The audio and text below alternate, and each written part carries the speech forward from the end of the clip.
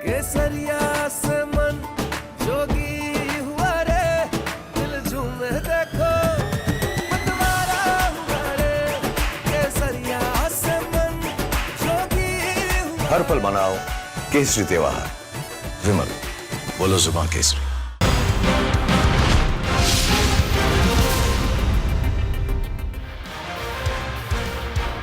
नमस्कार, आप सभी का बहुत स्वागत। आप देख रहे हैं रिपब्लिक भारत और मास्टर स्ट्रोक में मैं हूं आपके साथ अमृता गर्ग। शाम के 5 बज रहे हैं और हर एंगल से आपको मास्टर स्ट्रोक में तमाम खबरें पहुंचाएंगे। और सबसे पहले बात करेंगे नितिन नवीन की। नहीं समझे तो स्क्रीन देखकर आप जरूर समझ गए होंगे कि लंबे वक्त के इंतजार के बाद आखिरकार जिसे लेकर तमाम कयास लगाए जा रहे थे, आखिरकार वो अब होने जा रहा है। बीजेपी के नए अध्यक्ष नितिन नवीन को उनकी टीम मिलने जा रही है। अध्यक्ष बनने के 7 महीने बीत जाने के बाद नितिन नवीन को उनकी नवीन टीम सोमवार को मिलने की उम्मीद जताई जा रही है, जहां युवा जोश से लेकर महिला भागीदारी का मेल देखने को मिल सकता है। और इससे यूपी पंजाब चुनाव के पहले पार्टी के लिए एक बड़ा बूस्ट मिलने की भी उम्मीद है। और साथ ही साथ बात होगी बेशर्मी की, जो देश की सबसे बड़ी और ग्रैंड ओल्ड पार्टी ने मानो ओढ़ रखी है। पार्टी तो अब वही है ना जो आजादी का क्रेडिट लेने से भी थकती नहीं है, देश के संविधान की शाबाशी लेने से भी आप लोग पीछे नहीं हटते, लेकिन सत्ता के विरोध की उधेड़ बुन में लगता है आज इस पार्टी के लोग अपने इतिहास को मिट्टी में पलीत करने जा रहे हैं। तभी तो 15 अगस्त जैसे बड़े अवसर पर वंदे मातरम का मान रखना तक इन्होंने जरूरी नहीं समझा। भाई 3 मिनट खड़े होने में इतनी क्या दिक्कत आन पड़ी थी? माना कि सोनिया गांधी और मल्लिकार्जुन खड़गे साहब की उम्र ज्यादा हो गई है, घुटने जवाब देने लगे होंगे, लेकिन ऐसी भी क्या मजबूरी कि 2 छंद बाद ही आपको कुर्सी की याद आ गई। और हद तो तब हो गई जब आपके युवा नेता राहुल गांधी तक बगले झांकने लगे। आखिर क्या है ऐसी मजबूरी, या फिर याद आ गई थी तुष्टीकरण की राजनीति? क्योंकि आज से 89 साल पहले जिन्ना नाम के एक शख्स से दबाव में वंदे मातरम को 2 छंद में सीमित करने का काम किसने किया? ये काम राहुल गांधी के परनाना नेहरू जी ने किया था। और अब उसी गलती को 89 साल बाद फिर से जब सही किया गया है, तो ये कहा जा रहा है कि लकीर के फकीर को आज भी लकीर ही नजर आ रही है। और इसी लकीर को पकड़कर शायद अब झारखंड की हेमंत सरकार चल रही है।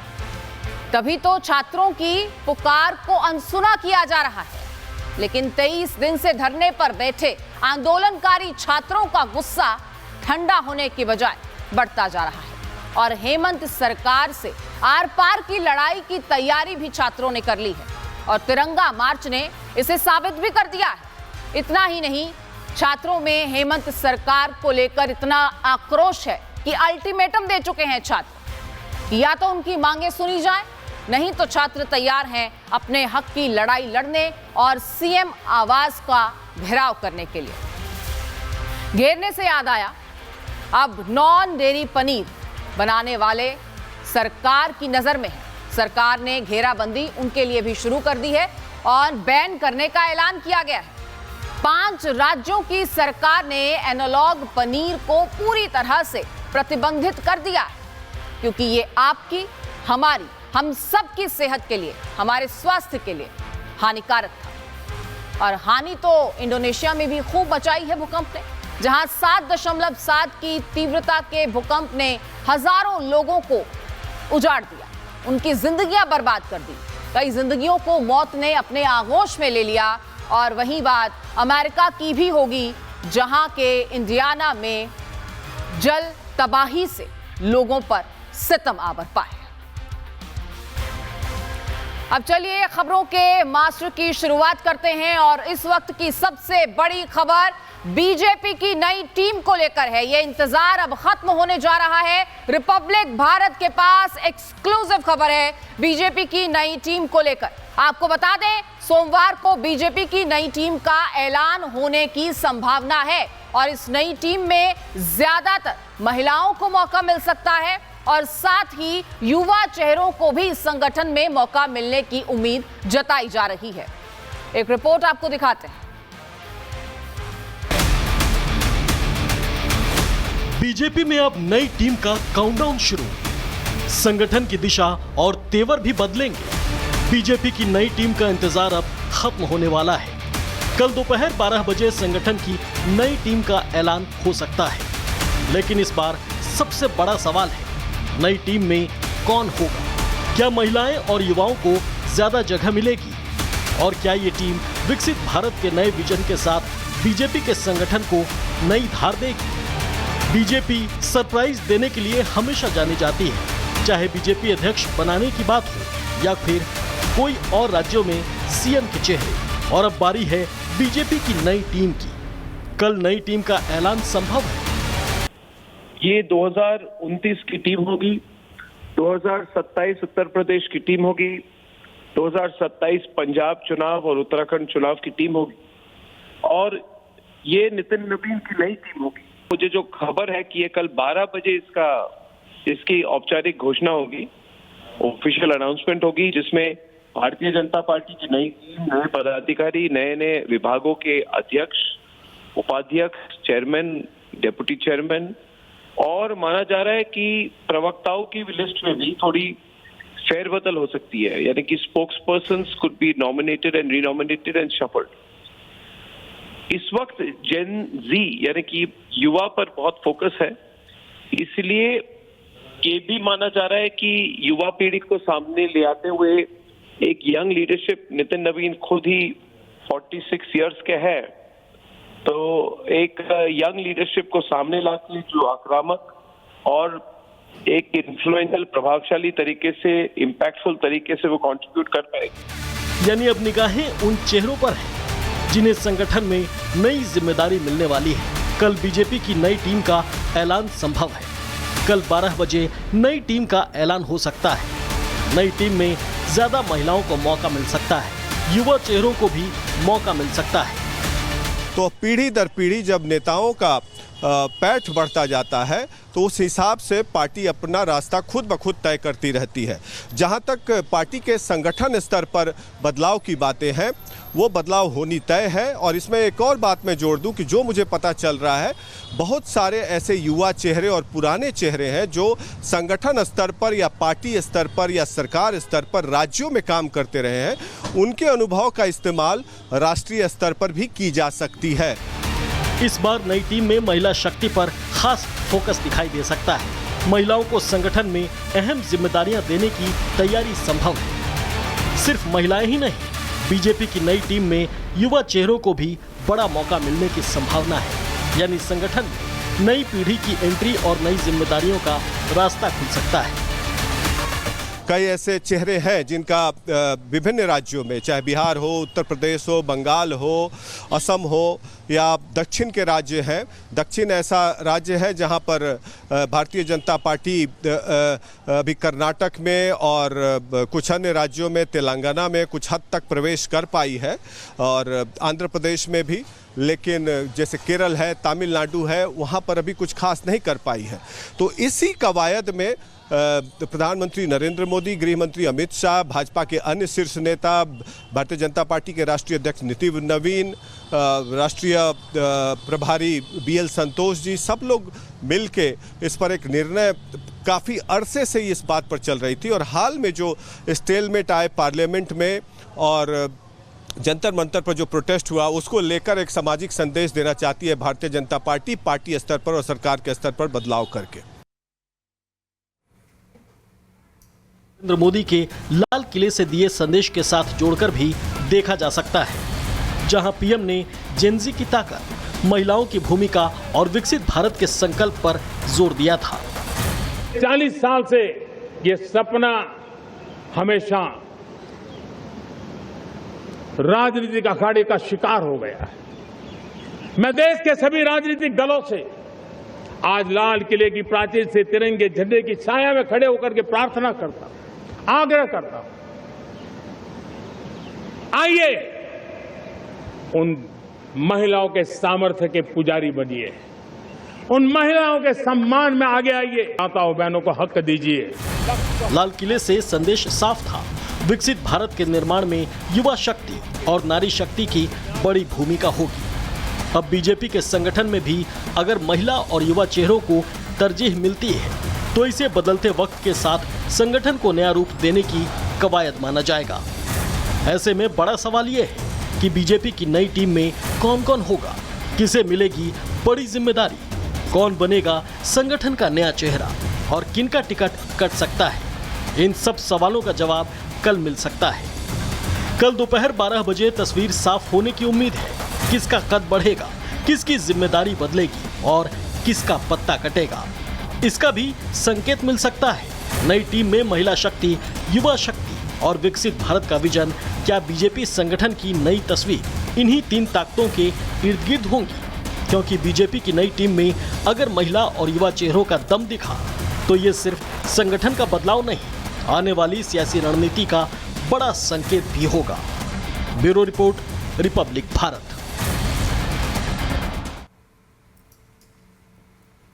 वैसे हमेशा चुनावी मोड में रहने वाली बीजेपी की नई टीम के सामने चुनौतियां भी कम नहीं होंगी। शायद इन्हीं समीकरणों को ध्यान में रखकर यह टीम बनाई भी जाएगी। क्या है नई टीम की चुनौतियां, ये भी आपको बताते हैं। तो देखिए, नई टीम के सामने कई चुनौतियां होंगी। 2027 में कई राज्यों में विधानसभा चुनाव है और यह सबसे बड़ी चुनौती है। उत्तर प्रदेश में 2027 में चुनाव होगा, पंजाब और उत्तराखंड में भी चुनाव है, मणिपुर और गोवा भी इलेक्शन स्टेट्स हैं, गुजरात और हिमाचल में भी इस साल चुनावी साल है। तो ऐसे में आप अंदाजा लगाइए कि ये चुनौतियां कितनी ज्यादा हैं। ऐसे में जाहिर है कि उन राज्यों के लोगों को भी साधने की कोशिश की जा सकती है। और फिर महिलाएं भी हैं, युवा भी हैं, वो युवा जिसके बारे में लाल किले की प्राचीर से प्रधानमंत्री नरेंद्र मोदी ने कई ऐलान किए और कहा कि युवाओं को साथ लेकर चलती है ये सरकार। तो ऐसे में अब ये देखना होगा कि क्या युवा चेहरे भी नजर आएंगे इस नई टीम में।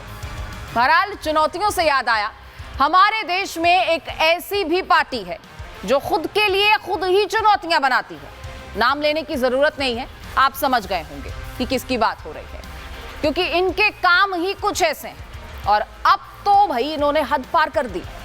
15 अगस्त पर तो सारी पराकाष्ठाएं ही पार हो गई हैं। पहले तो हमारे देश की सबसे बड़ी विपक्षी पार्टी के दोनों बड़े नेता लाल किले पर पहुंचे ही नहीं। लगातार दूसरे साल राहुल गांधी और खड़गे साहब दोनों ने राष्ट्रीय समारोह में जाना तक मुनासिब नहीं समझा। इनकी खाली कुर्सियां इसकी जीती जागती गवाही देती रही। और गवाही तो कांग्रेस मुख्यालय से आई तस्वीरों ने भी कांग्रेस के नेताओं की देशभक्ति की खूब दी। राष्ट्रीय समारोह के बहिष्कार से मन नहीं भरा तो इन्होंने राष्ट्रीय गीत के अपमान का भी रास्ता चुन लिया। सोनिया गांधी, खड़गे, राहुल गांधी सभी ने एक एक कर वंदे मातरम में ऐसी हरकतें कर दी जिसने पूरे देश के सामने कांग्रेस का चेहरा साफ कर दिया। और चेहरा तो चिदंबरम साहब का भी सामने आ गया। पीएम का दिमागी नक्सल बोलना भर था कि चिदंबरम साहब ऐसे बिलबिलाए कि खुद के दिमागी नक्सल होने का प्रूफ दे बैठे। अरे भाई, इतनी भी क्या जल्दी थी?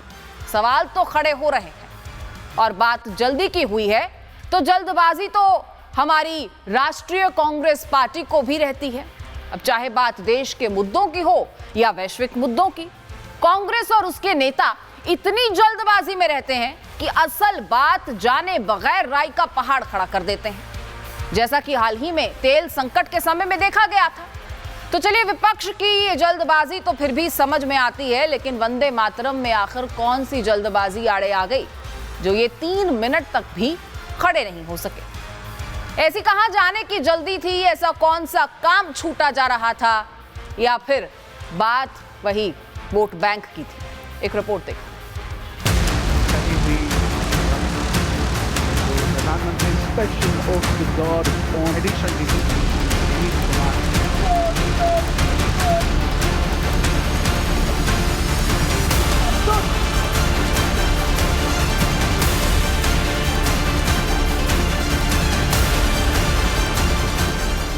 वंदे मातरम राहुल को नहीं पसंद।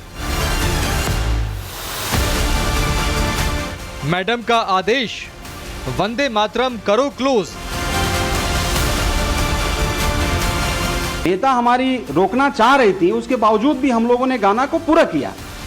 आजादी का उत्सव, देश भर में खुशी का माहौल, कश्मीर से कन्याकुमारी तक जश्न की तस्वीरें। लेकिन इसी बीच ऐसा हुआ जिसने पूरे देश को सकते में डाल दिया। ऐसी तस्वीरें सामने आई जिसकी उम्मीद किसी ने सपने में भी नहीं की होगी। दिल्ली का कांग्रेस मुख्यालय, जहां चल रहा था स्वतंत्रता दिवस समारोह और वंदे मातरम की होती है शुरुआत। लेकिन ये क्या, शुरू होते ही कांग्रेस दफ्तर में गहमा गहमी। कुछ सेकंड पर मैडम सोनिया अगल बगल देखने लगी। बगल में खड़े खरगे साहब, जो अब तक राष्ट्रगीत गा रहे थे, वो भी मैडम के इशारे पर शांत हो गए। थोड़ी दूर खड़े राहुल गांधी कहां इतनी देर एक मुद्रा में रहते, उनकी भी शुरू हो गई इशारेबाजी। और तो और सावधान रहने के बजाय सोनिया जी सिर हिलाने लग जाती हैं। दूर खड़ा एक सचिव उंगलियों से 3 मिनट का इशारा भी करता है, लेकिन इसकी इनको क्या पड़ी है। राष्ट्रगीत के बीच इनकी ये हलचल जारी रहती है। और तो और हद तब हो जाती है जब वंदे मातरम के गायन के बाद राहुल गांधी साफ साफ कह रहे हैं वंदे मातरम गाने की जरूरत नहीं है।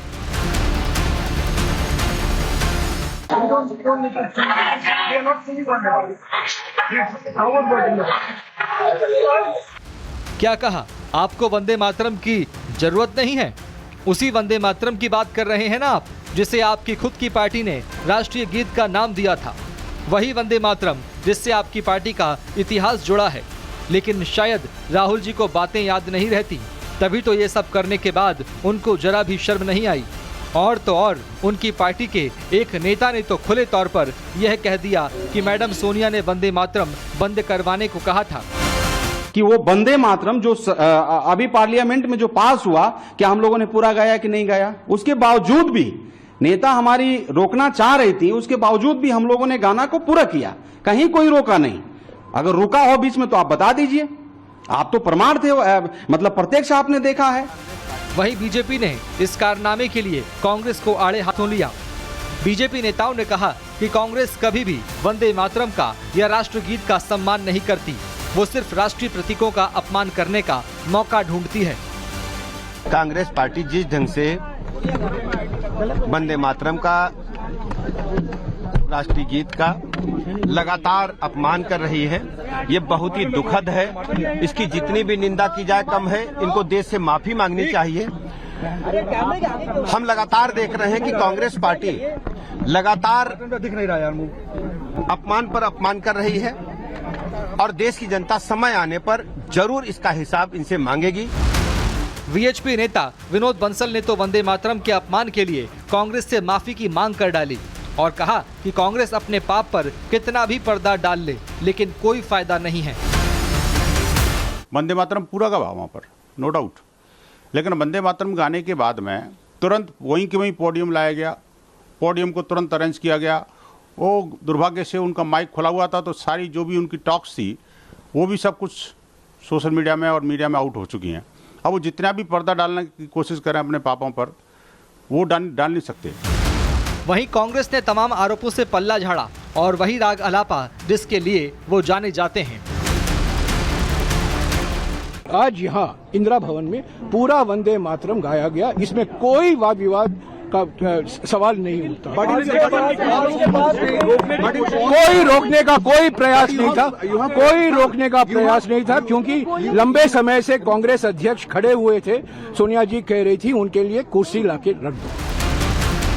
बहरहाल चिंगारी लगाकर ये सोचना कि आप उसकी लपेटों में नहीं आओगे, कहीं ना कहीं कांग्रेस की यही सोच उसे दिन ब दिन उस रसातल में पहुंचाती जा रही है जहां से निकलना बेहद मुश्किल है। Bureau report, Republic Bharat.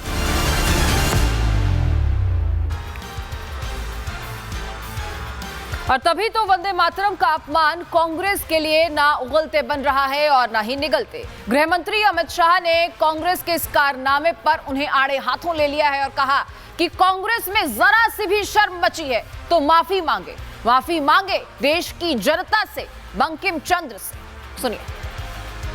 Sonia जी, 140 करोड़ की जनता आपको देख रही है। आपके द्वारा किया गया ये पाप इस देश की जनता कभी माफ नहीं करेगी, कभी माफ नहीं करेगी। कोई स्वप्न में भी कैसे सोच सकता है कि वंदे मातरम उसका गान अधूरा छोड़ दिया जाए? कांग्रेसियों को शर्म आनी चाहिए, और जरा भी शर्म बची है तो दो हाथ जोड़कर बंकिम बाबू की अमर आत्मा से और देश की जनता से माफी मांगनी चाहिए। और बीजेपी सांसद और पूर्व केंद्रीय मंत्री रविशंकर प्रसाद ने भी कांग्रेस के इस रवैये की निंदा की है और कहा है कि वंदे मातरम के कारण कांग्रेस का वोट बैंक खराब होगा, वो इसीलिए ये सब करते हैं। तो ये कांग्रेस की सच्चाई है, क्योंकि वंदे मातरम के कारण कुछ न कुछ उनका वोट गड़बड़ाएगा, इसीलिए ये सब करती है। और तो और संसद में कांग्रेस की सहयोगी होने का दम भरने वाली समाजवादी पार्टी ने भी वंदे मातरम विवाद में कांग्रेस से किनारा कर लिया है। अयोध्या सांसद अवधेश प्रसाद ने राष्ट्रगीत का सम्मान करने की बात की और कहा कि राष्ट्रगीत देश का सम्मान है। जहां तक राष्ट्रगीत का सवाल है, ये राष्ट्रगीत राष्ट्र का सम्मान है और सभी देवतुल्य देशवासी बड़े सम्मान के साथ तिरंगा झंडा का सम्मान करते हैं और राष्ट्रगीत का सम्मान करते हैं। अब कांग्रेस ने क्या किया, क्या नहीं किया, क्या कहा, हमें जानकारी नहीं है। अब देखिए, भले ही साथियों ने किनारा कर लिया हो, लेकिन कांग्रेस फिर भी कहां मानने वाली है, क्योंकि एक तो चोरी, ऊपर से सीना जोरी। कोई कांग्रेस के नेताओं से पूछे, क्योंकि वंदे मातरम का अपमान कर माफी मांगने के बजाय कांग्रेस नेता अब ज्ञान बखारने में लग गए हैं। सन 1947 में ये हुआ था, 1937 में ये हुआ था, भाई हमने तो आजादी से पहले 2 छंद अपनाए थे। ऐसा ही कुछ ज्ञान दिया है कांग्रेस के राशिद अल्वी ने, जिनका कहना है कि कांग्रेस राष्ट्रीय गीत के केवल 2 छंद मानती है, यानी जिन्ना की मुस्लिम लीग के विरोध के चलते 2 छंद पर सहमत होने को लकीर के ये फकीर की तरह कांग्रेस के नेता इसे पीटते ही चले जा रहे हैं। जरा आप भी सुनिए अलवी साहब को। वहीं बीजेपी ने भी इसी जिन्ना वाली सोच को लेकर कांग्रेस पर पलटवार किया है और बीजेपी सांसद रजनीश अग्रवाल ने राष्ट्रगीत के इस अपमान को महापाप बताया है और कहा कि कांग्रेस की जिन्ना वाली मानसिकता है। सोनिया गांधी जितनी पैट्रियोटिक हैं, जितनी देश से प्यार करती हैं, भारतीय जनता पार्टी के अंदर उनके मुकाबले का एक भी नेता नहीं है। इसलिए सोनिया गांधी पे उंगली उठाने से पहले बीजेपी को अपने गिरेबान में झांकना चाहिए कि 1947 से पहले उनकी ये राष्ट्रीयता, उनका पैट्रियोटिज्म कहाँ चला गया था। और वंदे मातरम के साथ में अचानक अनायास कुछ हुआ होता तो बात समझ में आती। ये आज का नहीं है।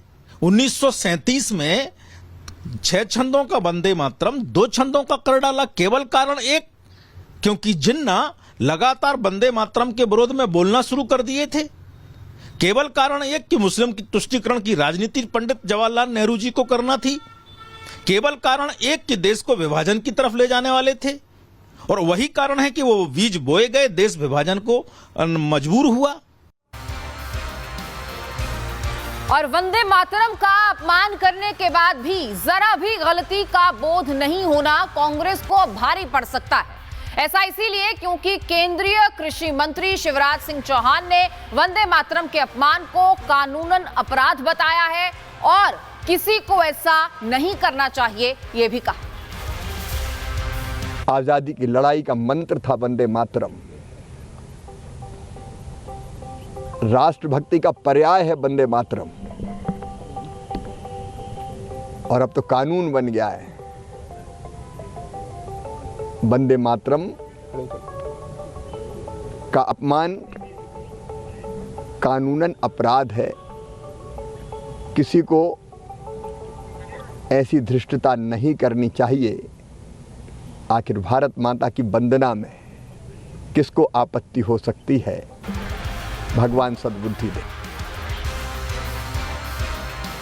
जैसा कि केंद्रीय मंत्री शिवराज सिंह चौहान ने कहा कि वंदे मातरम का अपमान कानूनन अपराध है, शायद कांग्रेस के नेता ये भूल गए हैं, क्योंकि वंदे मातरम को लेकर हाल ही में संसद में कानून बना था, जिसके तहत अगर कोई भी वंदे मातरम का अपमान करता है तो उसके खिलाफ सख्त कार्रवाई हो सकती है। कार्रवाई क्या क्या हो सकती है ये भी आपको बताते हैं। वंदे मातरम के अपमान पर दरअसल सख्त नियम है। जानबूझकर गीत रोकने पर 3 साल तक जेल हो सकती है, व्यवधान डालने पर 3 साल तक जेल जाना पड़ सकता है, और दोबारा दोष सिद्ध होने पर कम से कम 1 साल जेल की सजा हो सकती है। जेल के साथ साथ जुर्माना भी लगाया जा सकता है। तो तमाम कानूनन अपराध जो हैं, वंदे मातरम को लेकर क्या क्या कानून बने हैं, किस तरीके से नियमावली है, ये आपको हमने बताया। लेकिन लगता है कि कांग्रेस के नेताओं को कोई कार्रवाई का डर नहीं है, तभी तो पहले वंदे मातरम का अपमान किया, और जैसे ही पीएम ने दिमागी नक्सलों से सावधान रहने को लेकर चेतावनी दी, तमाम दिमागी नक्सल बिलों से निकल आए। ऐसा ही एक दिमागी नक्सल है पी चिदम्बरम, जिन्होंने कांग्रेस के सामने एक और मुसीबत को दावत दे दी। और वो कैसे, आइए देखते हैं।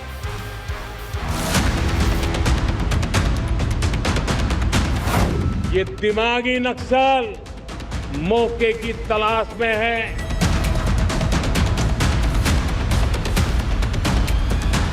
आपने एक कहावत सुनी होगी, जब मुसीबत आती है तो अक्ल पर पत्थर पड़ जाते हैं। शायद आज की कांग्रेस और उसके नेताओं के साथ ये बिल्कुल फिट बैठती है, क्योंकि पहले विदेश नीति का उपहास, फिर महिला सम्मान किया तार तार, फिर वंदे मातरम गाने तक से इनकार, और अब दिमागी नक्सली होने पर गर्व का भाव। आखिर देश की ग्रैंड ओल्ड पार्टी को हो क्या गया है? अब तो सवाल उठने लगे हैं कि क्या ये वही कांग्रेस है जिसने देश पर 60 साल शासन किया? क्या ये वही कांग्रेस है जिसने देश की आजादी की लड़ाई का नेतृत्व किया? क्योंकि आजकल उनके कारनामे ही कुछ ऐसे हैं। क्योंकि कभी देश के गृह मंत्रालय की बागडोर संभालने वाले कांग्रेस के दिग्गज नेता पी चिदम्बरम के दिमाग पर नक्सलवादी शब्द इतना हावी हो गया कि उन्होंने खुद को दिमागी नक्सल तक कह दिया। चिदम्बरम ने तो बड़े गर्व के साथ खुद को दिमागी नक्सल कह दिया, मानो ऐसा कहने से उनकी छाती पर 4 मेडल लग जाएंगे। दरअसल 15 अगस्त के मौके पर लाल किले की प्राचीर से प्रधानमंत्री नरेंद्र मोदी ने दिमागी नक्सलवाद के खिलाफ करारा प्रहार किया था। प्रधानमंत्री का इशारा साफ था, नक्सली मानसिकता रखने वाली ताकतें अब भी मौजूद हैं, जो मौका पाकर समाज में अशांति और अराजकता फैलाना चाहती हैं। हथियारी नक्सल तो गए, लेकिन दिमागी नक्सल, ये दिमागी नक्सल मौके की तलाश में है। हिंसा अराजकता के वो रास्ते खोज रहे हैं, समाज को गलत राह पर घसीटने के लिए भांति भांति के दांव कर रहे हैं। इन दिमागी नक्सलियों को पहचानना होगा, इन दिमागी नक्सलियों को आइसोलेट करना होगा। पीएम मोदी के इशारे पर तो दिमागी नक्सल सोच वाले बिलबिलाने लगे और अपने बिलों से निकल आए। यानी प्रधानमंत्री ने जिस शब्द के जरिए देश को एक खतरे से सावधान किया, उसी शब्द को कांग्रेस के वरिष्ठ नेता ने गर्व का आभूषण समझकर गले में लटका लिया। Bureau report, Republic Bharat. Congress के नेता पी चिदम्बरम का दिमागी नक्सल कहना भर था कि बीजेपी ने तुरंत ही कांग्रेस को घेर लिया। केंद्रीय मंत्री गिरिराज सिंह ने सीधे सीधे चिदम्बरम की सोच को राहुल गांधी से जोड़ दिया और कहा कि उनके मन में शहरी नक्सलवाद की सोच है। राहुल गांधी जी का स्वभाव या तो वो फ्रस्ट्रेशन में है या मानसिक तनाव है। बाहर जाते तो देश को गाली देते, तो जो देश को गाली देगा उसको वंदे मातरम पर कहां से भरोसा होगा? जो देश को गाली देगा उसको भारत माता पर कहां से भरोसा होगा?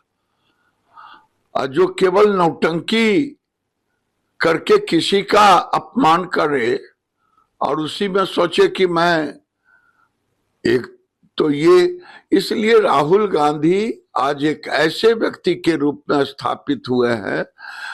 देश का दुर्भाग्य है कि आज तक कोई एलओपी ऐसा पॉलिटिकल जोकर नहीं बना। अब बात सोच की हो रही है तो सोच तो झारखंड सरकार की भी समझ नहीं आ रही, क्योंकि 23 दिन से रांची में छात्र अपनी मांगों को लेकर धरने पर बैठे हैं। कोई भूख हड़ताल पर बैठा है तो कोई घर बार छोड़कर न्याय की गुहार लगा रहा है, लेकिन हेमंत सोरेन के कानों में तो जूं तक नहीं रेंग रही। जंतर मंतर के प्रदर्शनकारियों का समर्थन करने वाले राहुल गांधी को भी इन छात्रों पर कुछ दिखाई नहीं दे रहा।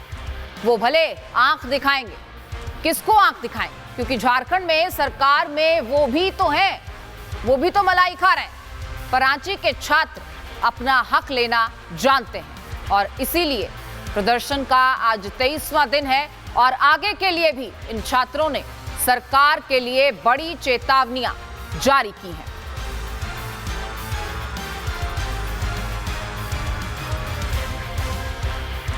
तो देखिए, रांची के छात्रों के हक की आवाज 15 अगस्त को पूरे देश ने सुनी भी और देखा भी। कैसे हाथ में तिरंगा लिए ये छात्र सड़क पर उतरे और पेपर लीक से इन्होंने आजादी मांगी, लेकिन इनका आक्रोश अभी थमने वाला नहीं है और हेमंत सरकार को इन्होंने अल्टीमेटम दे दिया है।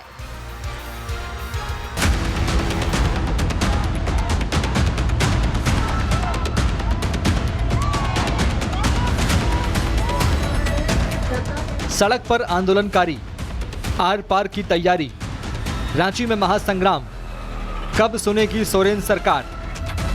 जेपीएससी की धांधलियों और पेपर लीक के विरोध में रांची में 23 दिन से जारी छात्रों का धरना प्रदर्शन अब आंदोलन का रूप ले चुका है। शनिवार को आजादी के उत्सव पर इसकी एक झलक देखने को भी मिली, जहां हाथों में तिरंगा झंडा और संविधान लिए हजारों छात्रों ने सड़क पर उतरकर सोरेन सरकार के खिलाफ बिगुल फूंका।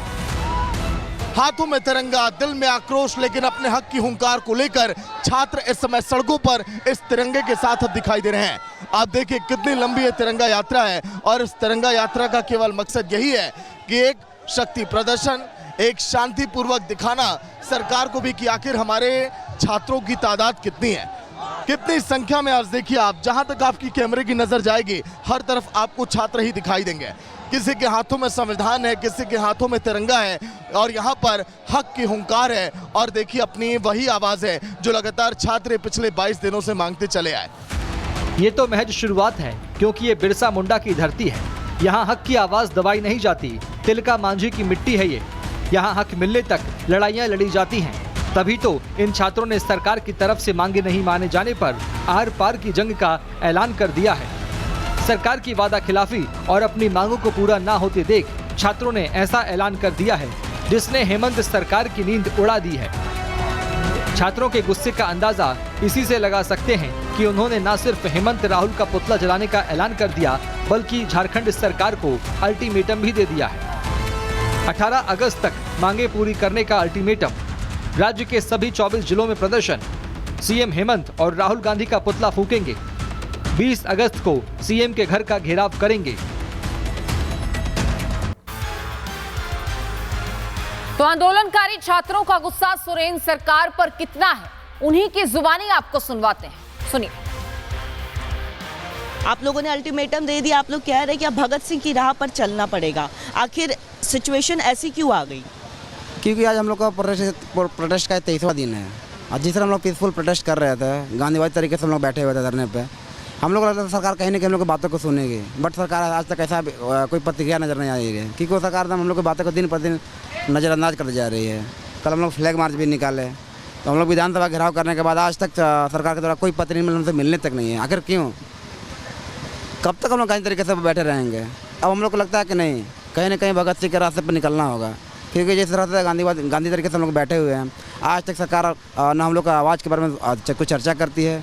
कल 15 अगस्त तक हम लोग ऐसा उम्मीद था कि 15 अगस्त का तो बहुत सकता सरकार हम लोग की बातों को कुछ मानेगी, कुछ ऐसा ठोस कदम उठाएंगे, बट ऐसा कुछ भी नहीं हुआ। क्योंकि आज 23वां दिन हो गया हम लोग का आंदोलन का। कम से कम जो भूख हड़ताल में है उसको तो आके देखना चाहिए हेमंत सोरेन को, क्योंकि कभी कुछ हो जाएगा तो कौन जिम्मेदारी लेगी इसकी, कौन अकाउंटेबिलिटी उठाएगी।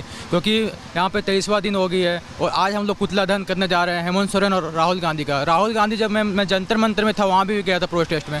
राहुल गांधी जो है वहाँ पे जा सकते हैं प्रोटेस्ट में, प्रयागराज जा सकते हैं और झारखंड में सिर्फ ट्वीट कर सकते हैं कि वीडियो के माध्यम से सिर्फ ट्वीट करके बता रहे हैं कि ये हो रहा है वो हो रहा है। तो यहाँ पे आने के उससे मिलना चाहिए, छात्रों से मिलना चाहिए, क्योंकि उसकी सरकार है, 15 विधायक है उसके यहाँ पे झारखंड में, उसने अकाउंटेबिलिटी दी है, उसको आके छात्रों से मिलना चाहिए, बात करनी चाहिए, हेमंत सरकार से हमारी बात मंगानी चाहिए। हमारा भी कोई मंशा नहीं है कि हम मुख्यमंत्री के घर का आवास का घेराव करें, लेकिन उनकी कठोर नीति के कारण हमें मजबूरन उनका आवास घेराव करना पड़ेगा। और आज हम लोग पुतला दहन करेंगे माननीय राहुल गांधी जी का और माननीय मुख्यमंत्री हेमंत सोरेन का। यहाँ जो स्थिति है ना बहुत ज़्यादा ख़राब देखते हुए इसके कारण तो मुझे आना पड़ा। यह मुझे समझ में नहीं आ रहा है कि सरकार की यहाँ पर तो सरकार कांग्रेस और जेएमएम की है।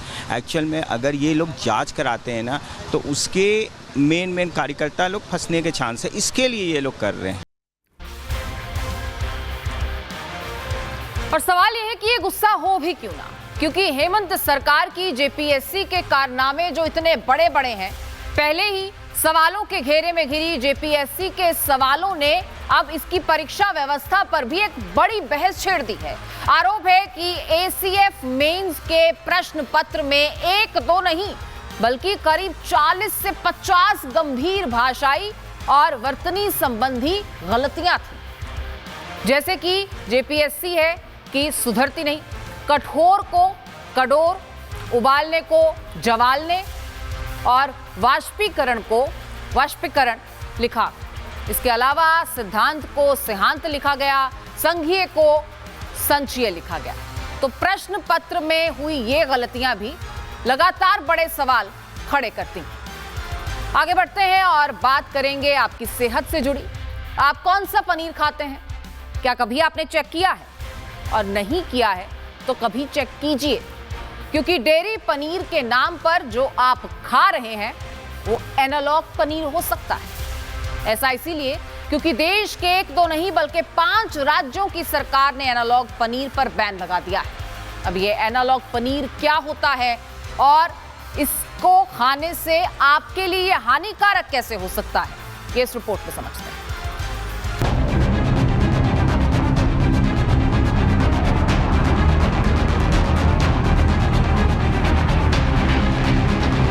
स्वास्थ्य से नहीं होगा खिलवाड़, एनालॉग पनीर पर प्रहार, एनालॉग डेयरी प्रोडक्ट्स पर एक्शन, 5 राज्यों में लगा बैन। क्या आप जो पनीर खा रहे हैं वो असली है? क्या कभी इसको चेक किया है? नहीं किया तो ये खबर आपके मतलब की है, क्योंकि दिखने में तो हर पनीर सफेद होता है, लेकिन जिस तरह कहते हैं ना कि हर चमकने वाली चीज सोना नहीं होती, उसी तरह पनीर जैसा दिखने वाला हर उत्पाद असली पनीर नहीं होता। ऐसा ही एक पनीर है एनालॉग पनीर, जिस पर उत्तर प्रदेश, छत्तीसगढ़, महाराष्ट्र, मध्य प्रदेश और गुजरात की सरकारों ने प्रोडक्शन, बिक्री और डिस्ट्रीब्यूशन पर बैन लगा दिया है। दरअसल इन राज्यों में कई जगह इसे डेयरी पनीर बताकर बेचा जा रहा था। इससे उपभोक्ताओं के साथ धोखाधड़ी हो रही थी। कुछ मामलों में इसकी क्वालिटी, लेबलिंग और फूड सेफ्टी मानकों की अनदेखी भी हो रही थी, जिसके बाद ये कदम उठाया गया। अब सवाल यह है कि क्या ये नकली पनीर होता है?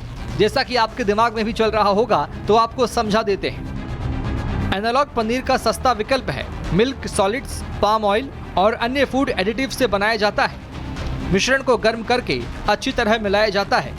इसे पनीर जैसा टेक्सचर और स्वाद दिया जाता है। मिश्रण को ठंडा कर शेप दिया जाता है, यानी टेस्ट और शेप में ये बिल्कुल असली पनीर जैसा होता है, लेकिन असली पनीर नहीं होता। इसलिए इसकी पहचान करना भी मुश्किल है, लेकिन कुछ तरीके हैं जिनसे आप इसे पहचान सकते हैं। पारंपरिक दूध से बने पनीर से सस्ता होता है। पैकेट पर एनालॉग लिखा होता हो, पैकेट पर नॉन डेयरी उत्पाद लिखा हो, गर्म करने या तलने पर अगर वह बहुत ज्यादा तेल छोड़ता हो। अब आपके दिमाग में आ रहा होगा कि फिर तो एनालॉग पनीर नकली पनीर होता होगा, लेकिन यहाँ भी आप गलत हैं, क्योंकि एनालॉग पनीर नकली नहीं होता, लेकिन यह दूध से बना डेयरी प्रोडक्ट भी नहीं होता और एक सीमा के बाद ये स्वास्थ्य के लिए हानिकारक होता है। एनालॉग पनीर खाने के health risk. Heart disease, kidney को नुकसान, मोटापा, फैटी लीवर, हाई कोलेस्ट्रॉल। अब आप समझ गए होंगे कि आखिर क्या होता है एनालॉग पनीर और क्यों इसे 5 राज्यों में बैन किया गया।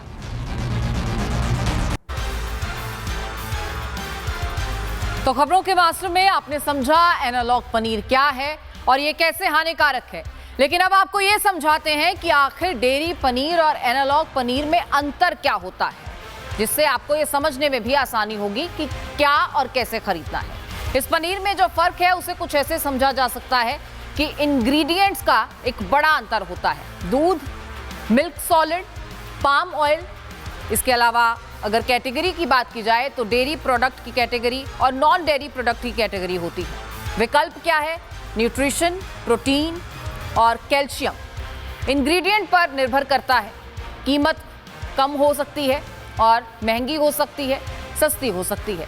तो ये कुछ ऐसे मापदंड हैं, अगर आप इन्हें परखें तो आप ये अंतर जान सकते हैं कि कौन सा डेयरी पनीर है जो आप कंज्यूम कर रहे हैं और कौन सा पनीर एनालॉग पनीर है।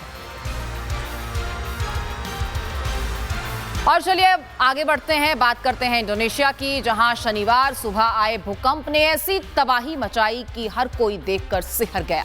इमारतें ढह गई, सड़कें बंद हो गई, अस्पतालों को भी नुकसान पहुंचा है। 7.7 की तीव्रता के भूकंप के चलते लाखों लोग बेघर हो गए हैं, हजारों लोगों के अपने घायल हुए हैं और कई लोगों की जान जा चुकी है। और तस्वीरें हम आपको दिखा रहे हैं। इंडोनेशिया में आए इस ज़लज़ले की वजह से कितनी जिंदगियां बर्बाद हो गई, कितने लोग बेघर हो गए, कितने लोगों की जिंदगी चली गई, कितने अपनों ने अपने परिजनों को खो दिया।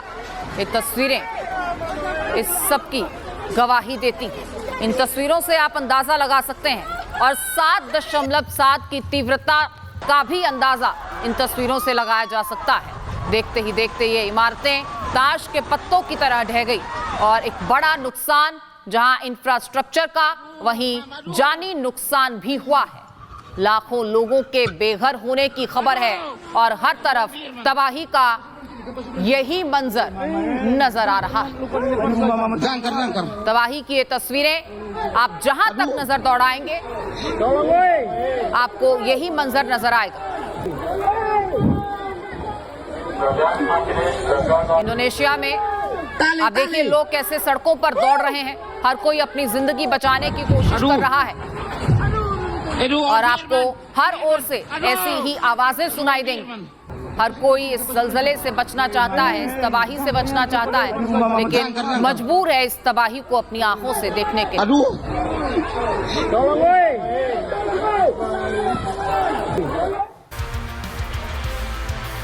और चलिए मास्टर स्ट्रोक में इसी के साथ वक्त एक ब्रेक का। आप बने रहिए रिपब्लिक भारत के साथ। केसरिया से मन जोगी हुआ रे, दिल झूमे देखो मतवारा हुआ रे, केसरिया से मन जोगी हुआ। हर पल मनाओ केसरी त्योहार। विमल, बोलो जुबान केसरी।